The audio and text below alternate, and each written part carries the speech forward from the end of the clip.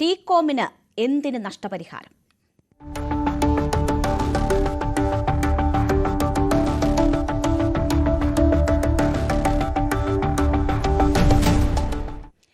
Kochi smart city പദ്ധതി ഉപേക്ഷിക്കാൻ ടീകോമിന് സർക്കാർ നഷ്ടപരിഹാരം നൽകുന്നത് സംശയങ്ങൾക്കിടയാക്കുന്നു.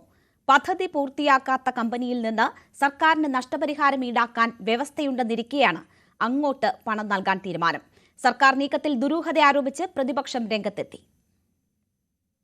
2011 ഒപ്പിട്ട കരാർ പ്രകാരം ടീകോം കരാർ പാലിക്കുന്നില്ലെങ്കിൽ സർക്കാരിന് നഷ്ടപരിഹാരം നൽകണം. പക്ഷേ ഇന്നലത്തെ മന്ത്രിസഭാ തീരുമാനപ്രകാരം കരാറിൽ നിന്നും പിന്നോട്ട് പോവാൻ സർക്കാർ അങ്ങോട്ട് പണം നൽകും. ഇത് നിശ്ചയിക്കാനാണ് സമിതിയെ നിയോഗിച്ചത്.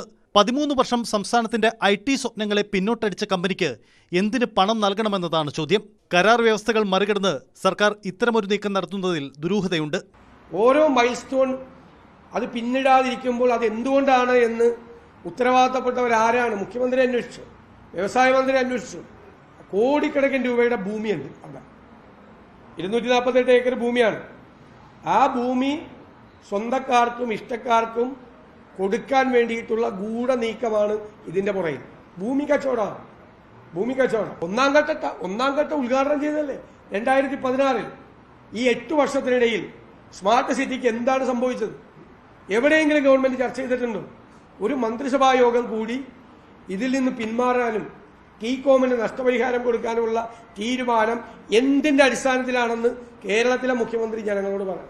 ലാൻഡ് വാല്യൂ ഏറെയുള്ള 246 ഏക്കർ ഭൂമി ഒഴിപ്പിച്ചെടുക്കാൻ സർക്കാർ ചില വിട്ടുവീഴ്ചയ്ക്ക് വഴങ്ങുകയാണെന്ന് വാദിക്കാം. പക്ഷേ ഇത് എന്തിനു വേണ്ടി, ആർക്കു വേണ്ടി? സ്മാർട്ട് സിറ്റി ഭൂമിയിൽ ഇനി സർക്കാർ ലക്ഷ്യമിടുന്നത് എന്ത്? വ്യക്തത വരുത്തേണ്ടത് സംസ്ഥാന സർക്കാർ തന്നെയാണ്. ടീകോമിനെ ഒഴിവാക്കി പദ്ധതിയുമായി മുന്നോട്ടു പോകുമെന്നാണ് സർക്കാർ വാദം. 100 കമ്പനികൾ പദ്ധതിക്കായി കാത്തുനിൽക്കുന്നുവെന്ന് വ്യവസായ മന്ത്രി പറയുന്നു. സർക്കാർ മേൽനോട്ടത്തിൽ തന്നെ ഭൂമി ഉപയോഗിക്കുമെന്നാണ് സർക്കാർ വ്യക്തമാക്കുന്നത്. കാക്കനാട് ഇൻഫോ പാർക്കിനോട് ചേർന്ന് IT ടൗൺഷിപ്പായിരുന്നു 2011 കരാർ ഒപ്പിട്ട പദ്ധതിയുടെ ലക്ഷ്യം. പദ്ധതിയിൽ കാര്യമായ ശ്രദ്ധ പുലർത്താത്തതിനാൽ പിന്മാറ്റം സംബന്ധിച്ച് ടീകോമുമായി സർക്കാർ തലത്തിൽ പലവട്ടം ചർച്ച നടന്നിരുന്നു. പരസ്പര ധാരണയോടെയുള്ള പിന്മാറ്റത്തിനാണ് സർക്കാരിന്റെ നീക്കം.